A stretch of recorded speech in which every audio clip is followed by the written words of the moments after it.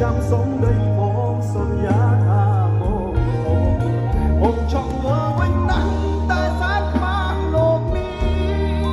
ក្នុងទ្រូងបងឈួរចេញពេលនឹកឃើញម្ដង